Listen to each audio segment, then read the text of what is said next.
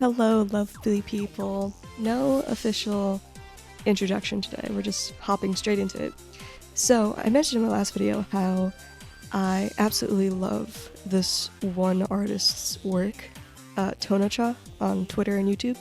So, I decided to do a study on their art, just to learn, like, how they render and stuff, and maybe just, like, implement it into my own work. And then you can see I'm not even bothering with the proportions, I'm just straight on going on into it, just tracing. But everything else is like my doing. I'm not quote unquote cheating. I'm just too lazy to do proportions. And I just wanted to focus on rendering. Sorry for the scratchy throat. Actually, I should probably clear it. Okay. Nope, still scratchy. I just like woke up like an hour ago. But yeah, anyway, so we're getting into it. I had a lot of fun with this. The plan was to make like 3 drawings. So the first one would be, I would like take as many shortcuts as possible to just make it look like their art as much as possible. And then the second one would be me kind of just doing it on my own, but still like heavily referencing a specific piece of their art. And then the third one would just be like a illustration independently done by me, like just showcasing the techniques that I learned from the study. But no, I'll reveal how long this one drawing took me at the end of the video, because oh my gosh, it took me way too long and I didn't have time to draw 2 other drawings. It was just a very new process because I don't really render like this. I usually stick to cell shading.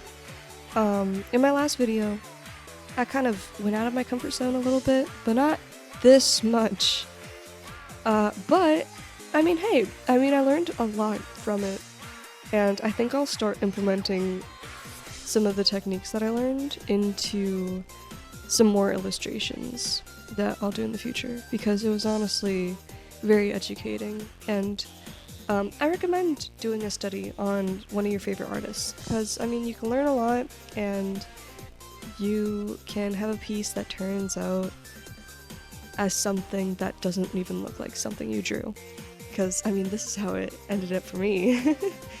Don't be afraid to, like, quote-unquote cheat by tracing for proportions or yada yada. If you're not trying to focus on a certain subject, then don't even bother with that subject and just focus on what you want to improve on from the other creator's work. I hope that makes sense, I really do. I messaged this in the Art Fight Discord server, and there's this one person, if you're watching this, hi, hello, here's the quote-unquote tutorial on how I rendered and everything. I'm not explaining my process, I should probably do that. So, as you can see, I first just started off with the flats, and then I just started placing colors everywhere. Sorry, my screen shut off and I thought my computer died. Yeah, I started placing down the flats and placing the colors everywhere where, he's more flushed, I guess.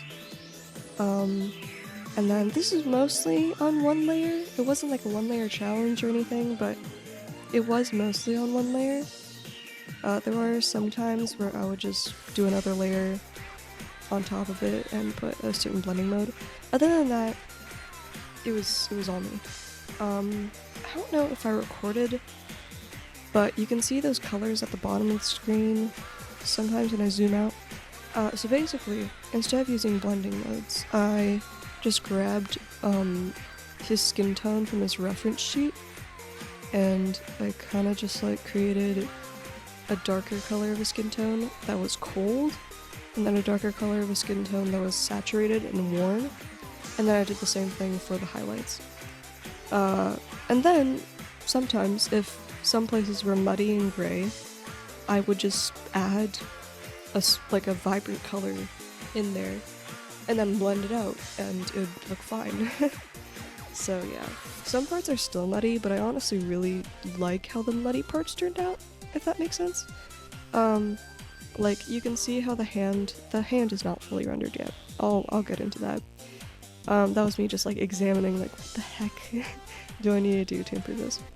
And I was actually really dreading rendering the hand, which is why I didn't. And I just went in rendering the hair because I love rendering hair. Even though I used to hate rendering hair, but now that I learned how to render it in a way that I love it now.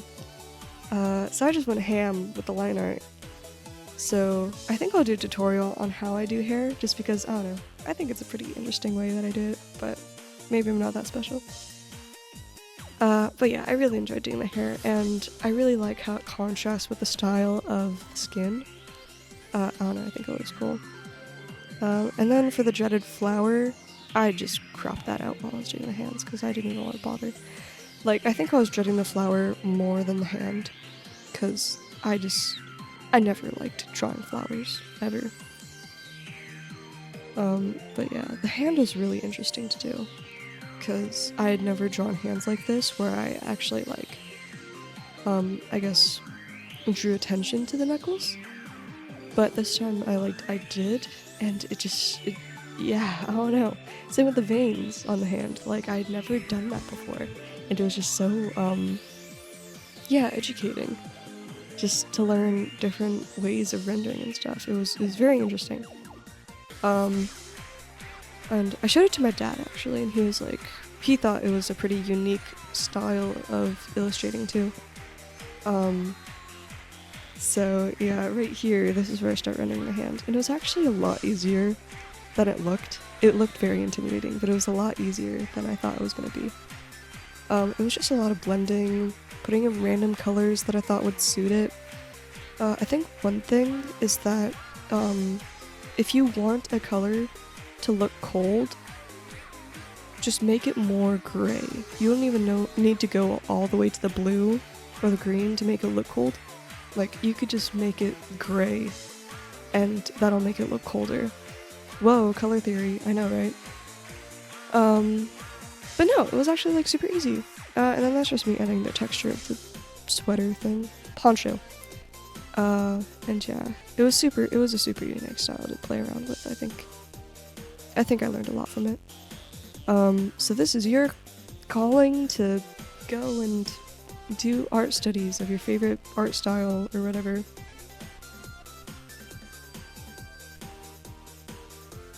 For the flower, I actually struggled quite a bit. Like, I just got lost in the folds, and this is where the shading kind of got like, what am I even doing? But it worked. I don't know.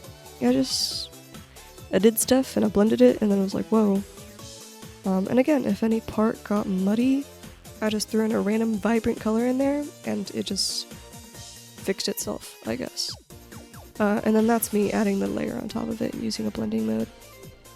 And then I was just shading the hair because I felt like it looked a little out of place, since it was kind of out of place.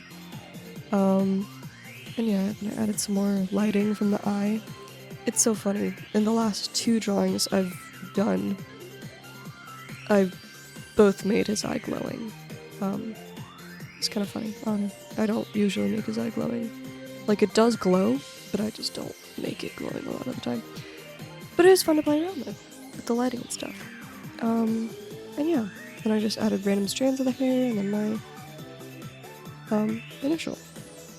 And I'll show you the final piece.